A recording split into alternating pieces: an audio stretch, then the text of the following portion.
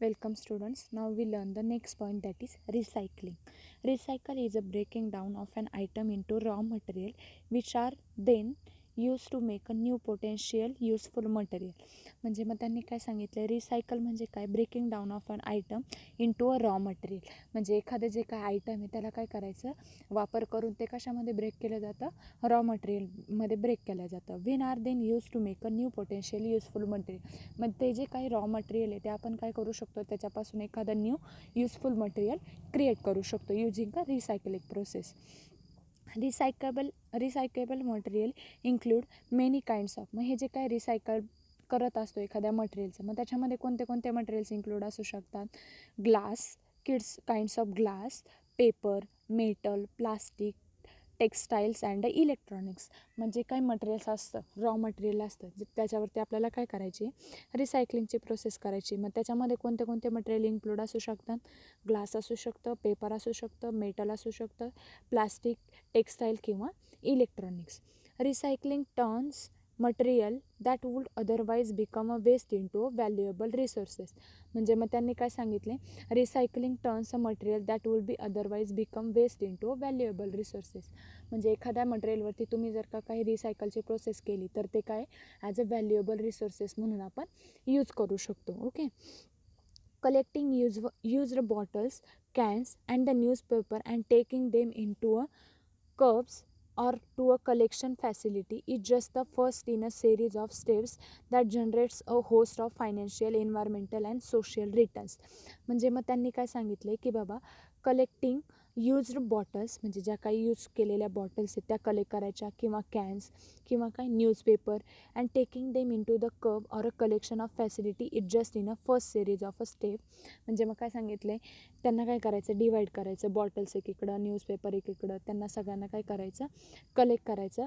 Facility is just the first series of a step that generates a host of financial, environmental and social returns. म्हणजे मग काय सांगितलं आहे, एखाद्या म्हणजे तुम्ही ज्या काय रॉ मटेरियल आहे त्याच्यावरती रिसायकलिंगची प्रोसेस केली, एखाद्या न्यूजपेपर म्हणा, एखादी बॉटल म्हणा किंवा कॅन्सवरती, मग त्याच्यापासून तुम्ही एखादं नवीन मटेरियल तयार केलं तर ते कसं आहे, तुम्हाला तुमच्या फायनान्शियल पर्पजसाठी पण फायदेशीर आहे. फायनान्शियल म्हणजे त्याची कॉस्ट पण कशी असू शकते, कमी असू शकते. अजून काय, एन्व्हायरमेंटसाठी पण ते कसं आहे, तुमचं फायद्याचं आहे, म्हणजे एन्व्हायरमेंटसाठी पण ते चांगलं आहे. आणि अजून काय, सोशल फॉर्ममध्ये, सोशल रिटर्न्समध्ये पण ते कसं आहे, चांगलं आहे. ओके. रिसायकलिंगची प्रोसेस. अजून काय, recycling of a material may be produce a fresh supply of a same material. For example, use office paper will be converted into a new office paper. म्हणजे मग त्यांनी काय सांगितलं, रिसायकलिंग प्रोसेसमध्ये काय करू शकता, जे काय ऑफिसचे ओल्ड पेपर्स आहेत त्यांना तुम्ही काय करू शकता, रिसायकल करून न्यू ऑफिस पेपरमध्ये रिसायकल करू शकता. अजून काय, use of foam polystyrene into a new polystyrene. म्हणजे जे काय फोम पॉलिस्टिरीन आहे, पॉलिस्टिरीन म्हणजे तो काही एक कागदाचा प्रकार आहे, त्यांना काय करू शकता, ओल्ड पॉलिस्टिरीनला तुम्ही नवीन पॉलिस्टिरीनमध्ये क्रिएट करू शकता. अजून काय, sometimes recycling is difficult to or too expensive, so recycling of many product or a material may involve their reuse in a producing different materials instead. म्हणजे मग त्यांनी काय सांगितले, काही वेळेस ही जी काही रिसायकलिंगची प्रोसेस आहे ती कशी असू शकते, टू डिफिकल्ट पण असू शकते, किंवा काय एक्सपेन्सिव्ह पण असू शकते, म्हणजे महागडी पण असू शकते ही रिसायकलिंगची प्रोसेस. मग त्यांनी काय सांगितले, of many products or a material may involve their reuse in a producing different materials or example paperboard instead. म्हणजे मग त्यांनी ते सांगितले, काही वेळेस तुम्हाला ही जी काही रिसायकलिंगची प्रोसेस आहे ती कशी डिफिकल्ट पण असू शकते किंवा महागडी पण असू शकते. Sometime Another form of the recycling is the salvage of a certain material from a complex product, either due to their intrinsic value, example lead from a car batteries, or a gold from a computer components, or due to their hazardous nature, example removal and the reuse of a mercury from the virginious item. म्हणजे मग त्यांनी काय सांगितलं आहे की बघा, another form of a recycling is a salvage of a certain material from the complex product. म्हणजे मग काय करू शकता, तुम्ही एखाद्या कॉम्प्लेक्स प्रोडक्टपासून पण काय करू शकता, रिसायकलिंगची प्रोसेस करू शकता. म्हणजे कोणते, either there due to intrinsic value, म्हणजे त्यांची ती जी काय व्हॅल्यू ती कशी असते, इन्सिट्रिक म्हणजे थोडीशी महागडी पण असू शकते. लीड फ्रॉम अ म्हणजेच कसं, कारच्या बॅटरीजमध्ये तुम्ही रिसायकलची प्रोसेस करू शकता. अजून काय, gold from computer components, gold म्हणजे त्याच्या ज्या काही त्या आयसीज वगैरे असतात त्या, or due to their hazardous nature, म्हणजे मग काय त्याच्यातले काही काही हजार्डस मटेरियल पण असू शकतात. Recycling is a key component of a modern waste reduction and is the third component of a reduce, reuse, recycle waste hierarchy. Okay, आता त्यांनी हे जे काय सांगितले ना, lead from a card batteries, gold from a computer components or to their hazardous nature, म्हणजे मग याच्यामध्ये काय करू शकता की तुम्ही नाही का एक कारमधल्या ज्या काय बॅटरीज वगैरे आहेत त्या पण तुम्ही काय करू शकता, काढून घेऊ शकता. म्हणजे जर का म्हणजे ती कार खराब झाली असेल तर मग त्याच्या बॅटरीज वगैरे काढून घेऊ शकता. कम्प्युटरच्या काही आयसीज वगैरे, चिप वगैरे त्या तुम्ही काढून घेऊ शकता आणि त्यांच्यावरती रिसायकलची प्रोसेस करून दुसरं एखादं मटेरियल पण तुम्ही तयार करू शकता.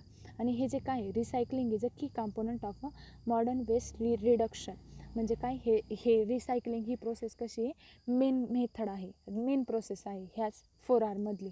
Okay, and is the third component of the reduce, reuse, recycle, waste hierarchy, म्हणजे हे काय थर्ड कॉम्पोनंट आहे तुमच्या 4R मधलं, हे थर्ड कॉम्पोनंट आहे.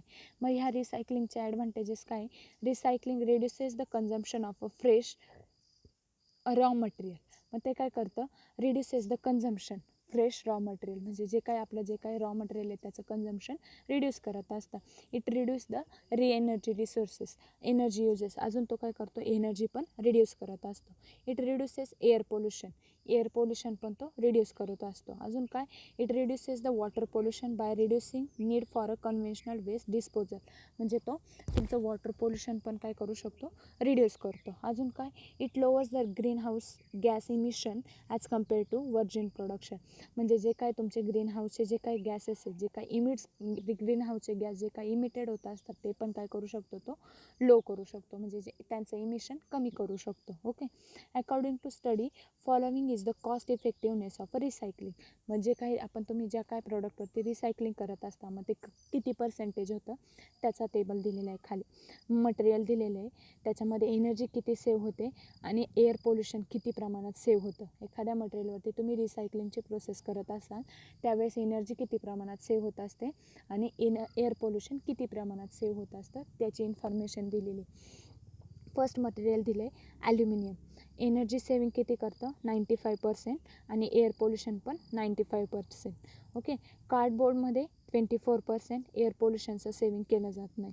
नंतर ना ग्लास दिले 5 to 30%, एअर पोल्युशनचं सेविंग दिले 20%.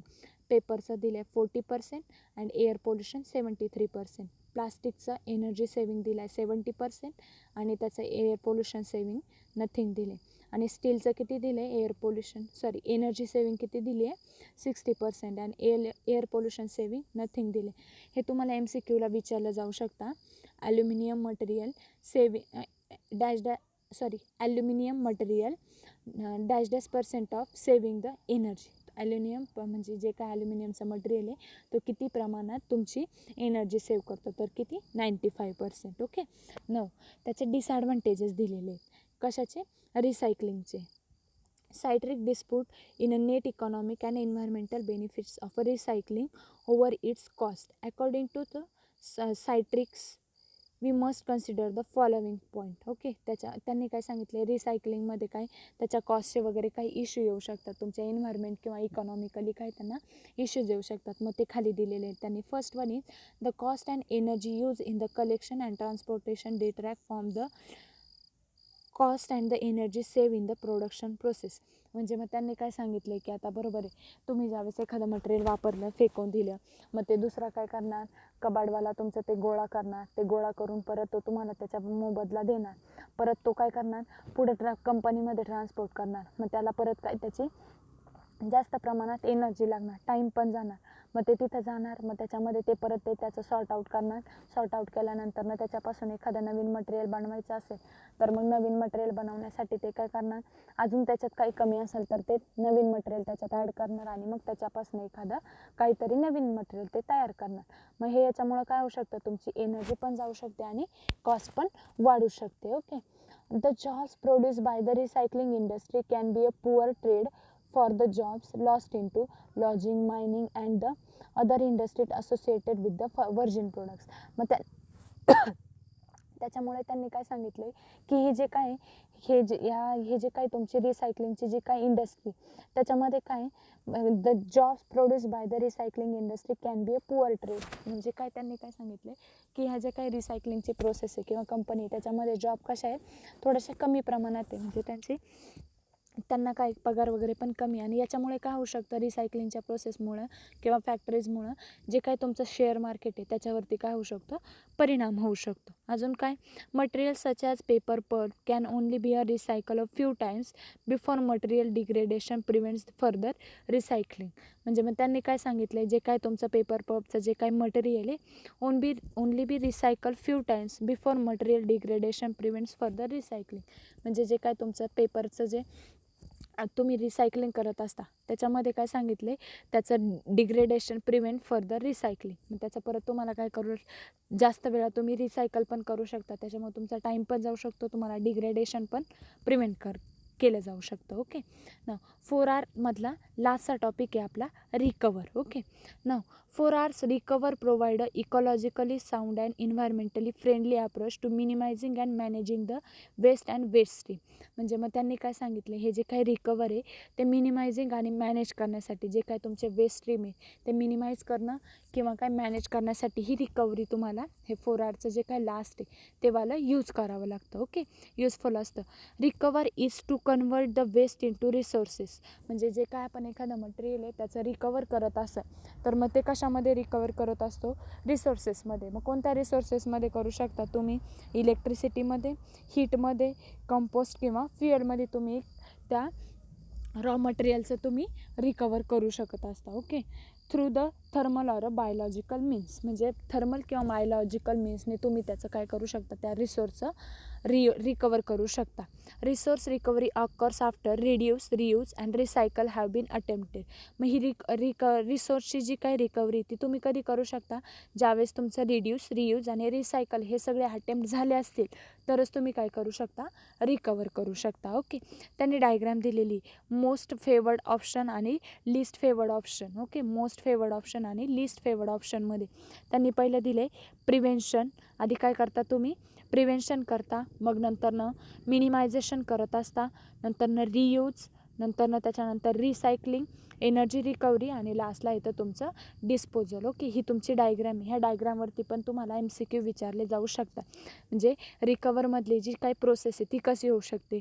First one is prevention, second one is minimisation, third one is reuse, fourth one is recycle, fifth one is energy recovery and last one is a disposal. याचा sequence पण तुम्हाला MCQला विचारला जाऊ शकतो. Okay, now recovery is when most of the material thrown as a garbage is used and proceed in a way other than being destroyed.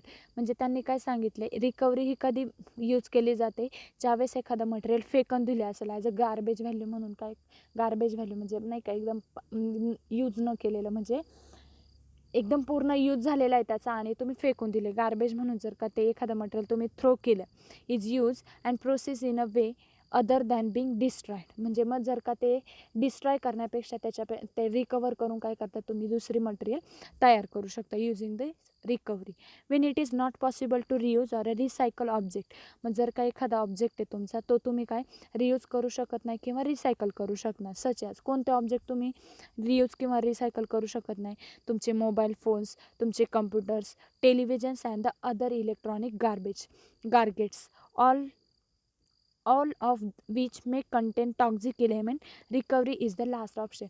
मग हे जे काय तुमचे टेलिव्हिजन म्हणा, तुमचे मोबाईल फोन्स म्हणा, कम्प्युटर, हे काय करू शकतात, यांच्यावरती तुम्हाला रियूज आणि रिसायकल करता येत नाही आहे. ओके, मग का, कारण की त्याच्यामध्ये काय असू शकतात, काही टॉक्झिक इलेमेंट असू शकतात आणि मग हे टॉक्झिक इलेमेंट्समुळे तुम्ही काय करू शकता, त्याच्यामध्ये रियूज किंवा रिसायकल करू शकत नाही. मग तुम्ही काय